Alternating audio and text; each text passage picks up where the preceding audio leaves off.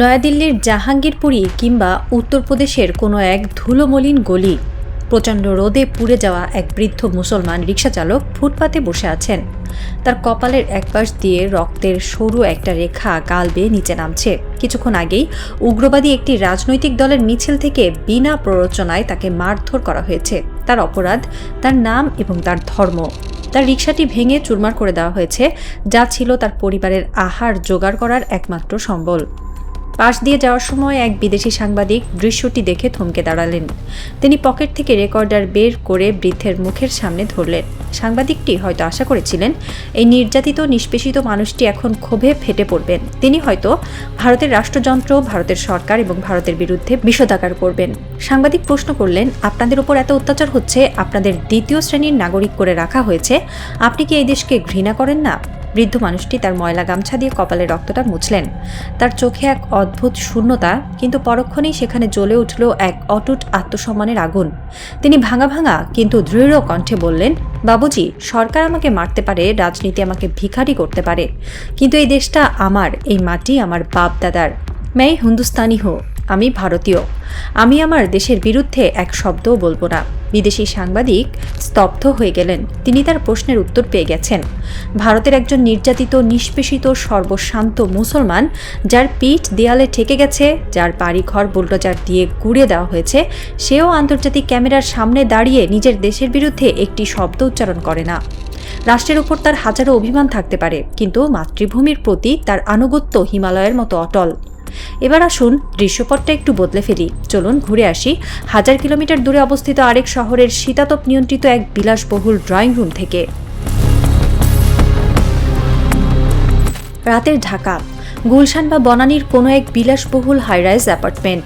ঘরের ভেতর নরম আলো, ব্যাকগ্রাউন্ডে বাজছে হালকা জ্যাজ মিউজিক। সোফায় গা এড়িয়ে বসে আছেন একজন উচ্চপদস্থ কর্মকর্তা। তার পরনে ইতালিয়ান ব্র্যান্ডের স্যুট, হাতে স্কচ হুইস্কির গ্লাস। তিনি এই রাষ্ট্রের একজন অত্যন্ত গুরুত্বপূর্ণ এবং সংবেদনশীল পদের অধিকারী। হতে পারেন তিনি সচিবালয়ের কোনো দোর্দণ্ড প্রতাপশালী আমলা, কিংবা রাষ্ট্রের কোনো সংবেদনশীল বাহিনীর শীর্ষ কর্মকর্তা, অথবা হয়তো নীতি নির্ধারণী ফোরামের একজন মাস্টার মাইন্ড। তার সামনে বসা একজন ভিনদেশি কূটনীতিক, নির্দিষ্ট করে বললে পার্শ্ববর্তী সেই শক্তিশালী দেশের ইন্টেলিজেন্স উইংয়ের একজন প্রতিনিধি। কর্মকর্তাটি হাসি মুখে একটি অত্যন্ত গোপনীয় ফাইলে সই করে কূটনীতিকের হাতে তুলে দিলেন। এই ফাইলটিতে যা লেখা আছে তা বাস্তবায়িত হলে বাংলাদেশের 1000 কোটি টাকার ক্ষতি হবে, দেশের সার্বভৌমত্ব মারাত্মকভাবে হুমকির মুখে পড়বে। কিন্তু কর্মকর্তাটির সেদিকে কোনো ভ্রুক্ষেপ নেই। তিনি গ্লাসে চুমুক দিয়ে নিজের মাতৃভূমিকে নিয়ে তাচ্ছিল্য করে বললেন, আরে দাদা, এই দেশের মানুষদের নিয়ে কিচ্ছু হবে না, এরা সব অশিক্ষিত, ব্যাকওয়ার্ড। আপনারা যদি আমাদের গাইড না করেন, আপনারা যদি সাপোর্ট না দেন, তাহলে এই দেশটা তো একদিনেও চলবে না। We need your blessings. নিজের মাতৃভূমিকে, নিজের দেশের মানুষকে ভিনদেশি প্রভুদের সামনে এভাবে নির্লজ্জর মতো অপমান করতে তার গলার স্বর একবারও কাঁপল না। এই হলো বর্তমান বাংলাদেশের সবচেয়ে রূঢ় এবং ভয়ঙ্কর ট্র্যাজেডি। যে দেশে ভারতের একজন রিকশাচালক নিজের রক্ত দিয়ে দেশের সম্মান কেনে, সেই দেশে আমাদের ট্যাক্সের টাকায় বসে থাকা, আমাদের আলো বাতাস খাওয়া একটা গোষ্ঠী নির্লজ্জের মতো ভিনদেশি প্রভুর জুতো পালিশ করে। ইতিহাসের পাতা উল্টোলে দেখা যায়, সিরাজউদ্দৌলার পতনের জন্য রবার্ট ক্লাইভ যতটা না দায়ী ছিলেন, তার চেয়ে 1000 গুণ বেশি দায়ী ছিলেন মীর জাফর, ইয়ার লতিফ আর ঘসেটি বেগমরা। ক্লাইভ তো তার নিজের দেশের স্বার্থ রক্ষা করতে এসেছিলেন। তিনি একজন ইংরেজ, ব্রিটিশ সাম্রাজ্যের বিস্তার ঘটানোই তার কাজ। এতে ক্লাইভের কোনো দোষ ছিল না, কিন্তু মীর জাফররা তো এই মাটির সন্তান ছিলেন। আজকের বাংলাদেশেও সেই মীর জাফরের ডিএনএ বহন করা মানুষের অভাব নেই। খুঁজলে দেখবেন বাংলাদেশের ঘরে ঘরে এমন কিছু মানুষের জন্ম হয়েছে যারা শুধু সুযোগের অপেক্ষায় থাকে কখন ভারতের হয়ে ওকালতি করবে। এরা সোশ্যাল মিডিয়ায়, টিভির টক শোতে, পত্রিকার কলামে সারাদিন ভারতের গুণগানে পঞ্চমুখ থাকে। ভারত যখন সীমান্তে আমাদের মানুষকে পাখির মতো করে গুলি করে মারে, তখন এরা নিশ্চুপ থাকে। ভারত যখন পানি আটকে আমাদের ফসল মেরে ফেলে, তখন এরা আবহাওয়া পরিবর্তনের দোহাই দেয়। ভারত যখন আমাদের অভ্যন্তরীণ রাজনীতিতে নগ্ন হস্তক্ষেপ করে, এরা তখন সেটাকে বন্ধুত্বপূর্ণ পরামর্শ বলে চালিয়ে দেয়। এরা কারা? এরা কোনো সাধারণ মানুষ নয়, এরা সমাজের অত্যন্ত প্রভাবশালী অংশের প্রতিনিধিত্ব করে। এরা বসে আছে সচিবালয়ের সবচেয়ে গুরুত্বপূর্ণ চেয়ারগুলোতে, যেখান থেকে রাষ্ট্রের পলিসি তৈরি হয়। এরা বসে আছে রাষ্ট্রের সংবেদনশীল বাহিনীগুলোতে, যাদের হাতে দেশের নিরাপত্তার দায়িত্ব। এরা বসে আছে মিডিয়ার নিউজ রুমে, যেখান থেকে প্রতিদিন মানুষের মগজ ধোলাই করা হয়। এরা দেখতে আমাদের মতোই, এরা বাংলায় কথা বলে, ইলিশ মাছ দিয়ে ভাত খায়, পহেলা বৈশাখে পাঞ্জাবি পরে। কিন্তু এদের আসল আনুগত্য, এদের আসল কেবলা হলো নয়াদিল্লির সাউথ ব্লকে।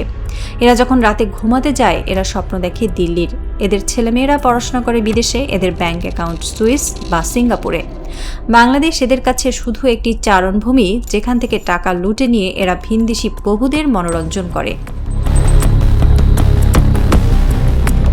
আমরা প্রায় একটা কথা শুনে থাকি, ভারত আমাদের সবচেয়ে বড় শত্রু। সাধারণ মানুষের ক্ষোভ থেকে এই কথাটা বলা হলেও ভূরাজনৈতিক দৃষ্টিকোণ থেকে এই বাক্যটি পুরোপুরি সত্য নয়। সত্য বলতে কি, বাংলাদেশের সবচেয়ে বড় শত্রু ভারত নয়। ভারত একটি বিশাল রাষ্ট্র, তাদের জনসংখ্যা 140 কোটির বেশি, তাদের একটি বিশাল অর্থনীতি আছে, একটি শক্তিশালী সেনাবাহিনী আছে। ভূরাজনীতির নিয়ম অনুযায়ী প্রতিটি শক্তিশালী রাষ্ট্র তার প্রতিবেশী দুর্বল রাষ্ট্রগুলোর উপর আধিপত্য বিস্তার করতে চাইবে।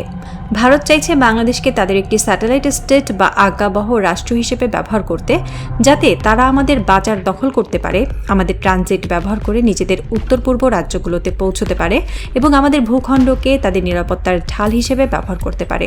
ভারত যা করছে তা তারা তাদের নিজেদের দেশের স্বার্থেই করছে।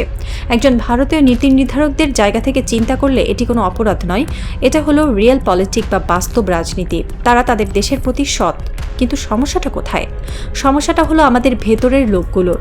ভারত যখন আমাদের ঘরের দরজা ধাক্কা দেয়, তখন ভেতর থেকে যদি কেউ সেই দরজা খুলে না দেয়, তবে ভারতের সাধ্য নেই এই ঘরে ঢোকার।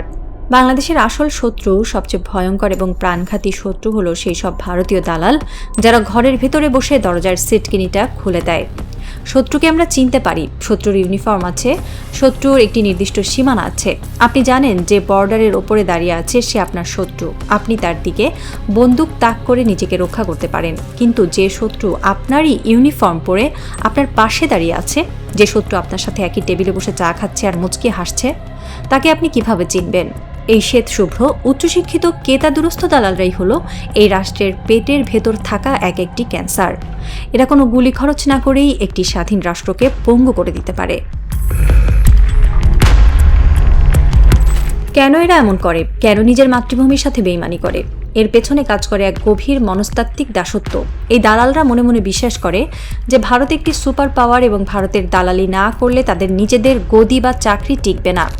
তাদের ভেতরে কোনো আত্মমর্যাদা বোধ নেই। তারা হয়তো হাজার হাজার কোটি টাকার মালিক, তাদের হয়তো অনেক ক্ষমতা আছে, কিন্তু তাদের মেরুদণ্ডটা একটা কেঁচোর চেয়েও নরম।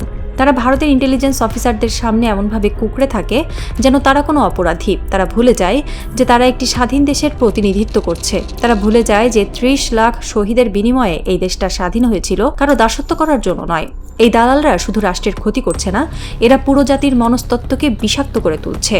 এরা সাধারণ মানুষকে বোঝাতে চায় যে ভারতের সাথে আপোষ না করে আমাদের বাঁচার কোনো উপায় নেই। এরা আমাদের তরুণ প্রজন্মের মস্তিষ্ক থেকে আত্মসম্মান বোধ মুছে ফেলতে চায়। কিন্তু ইতিহাস বলে অন্ধকারের মেয়াদ কখনোই অনন্তকাল হয় না। আজকের বাংলাদেশে হয়তো অনেক দালাল ঘাপটি মেরে বসে আছে, কিন্তু এই মাটি মীর জাফরের পাশাপাশি তিতুমির আর সূর্য সেনেরও জন্ম দিয়েছে। রাষ্ট্রের প্রতিটি স্তরে যেমন দালাল আছে, ঠিক তেমনি এমন কিছু নিঃশব্দ দেশপ্রেমিকও আছেন যারা এই দালালদের প্রতিটি গতিবিধি খুব নিবিড়ভাবে পর্যবেক্ষণ করছেন। সচিবালয়ের যে কর্মকর্তাটি রাতে ভিনদেশি কূটনীতিকের হাতে গোপন ফাইল তুলে দিচ্ছেন, তিনি হয়তো জানেন না যে তার ওই ড্রয়িং রুমের বাইরের রাস্তায় পার্ক করা একটি কালো রঙের সাধারণ গাড়িতে বসে কেউ একজন তার প্রতিটি মুভমেন্ট রেকর্ড করছে। যে পুলিশ বা গোয়েন্দা কর্মকর্তা দেশের চেয়ে ভিনদেশি প্রভুর ইন্টারেস্টকে বড় করে দেখছেন, তিনি হয়তো টেরই পাচ্ছেন না যে তার নিজের অফিসেই এমন একটি কাউন্টার ইন্টেলিজেন্স সেল কাজ শুরু করে দিয়েছে, যারা তার প্রতিটি ফোন কল, প্রতিটি ইমেইল এবং প্রতিটি আর্থিক লেনদেনের ওপর নজর রাখছে। নতুন একটি ডিপ স্টেট বা দেশপ্রেমিক রাষ্ট্রযন্ত্র নীরবে তাদের কাজ শুরু করে দিয়েছে। এই ডিপ স্টেটের কোনো রাজনৈতিক রং নেই। এদের একমাত্র লক্ষ্য হলো রাষ্ট্রের পেটের ভেতর থাকা ওই ক্যান্সারগুলোকে সমূলে উৎপাটন করা। তারা একটি ডকেট বা গোপন ফাইল তৈরি করছে। ফাইলটির নাম হয়তো অপারেশন মীর জাফর বা অন্য কিছু।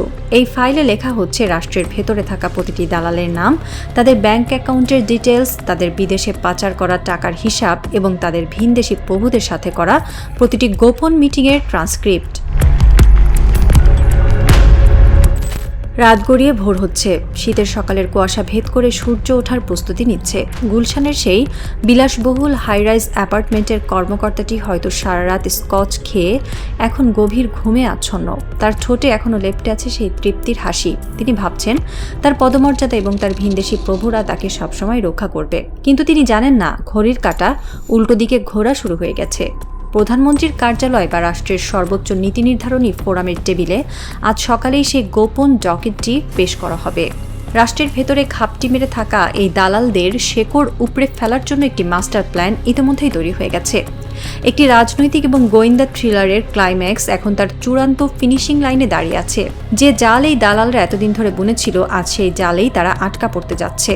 হয়তো আজ নয়তো কাল হঠাৎ করে একদিন সকালে আমরা শুনব সচিবালয়ের কোনো এক শীর্ষ আমলাকে তার অফিস থেকে গ্রেপ্তার করা হয়েছে। হয়তো শুনব রাষ্ট্রের কোনো এক সংবেদনশীল বাহিনীর দোর্দণ্ড প্রতাপশালী কর্মকর্তাকে রাতের অন্ধকারে তুলে নিয়ে যাওয়া হয়েছে কোনো এক গোপন সেলে। কেউ কোনো বিবৃতি দেবে না, কোনো পত্রিকা হয়তো ভেতরের আসল কারণ জানাতে পারবে না, কিন্তু রাষ্ট্রের পরিচ্ছন্নতা অভিযান চলবে নিঃশব্দে, গিলোচিনের মতো নির্মমভাবে।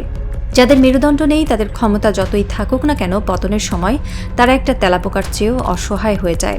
দালালরা এখন ঘুমোচ্ছে, কিন্তু তাদের দরজায় কড়া নাড়ার সময় ঘনিয়ে এসেছে।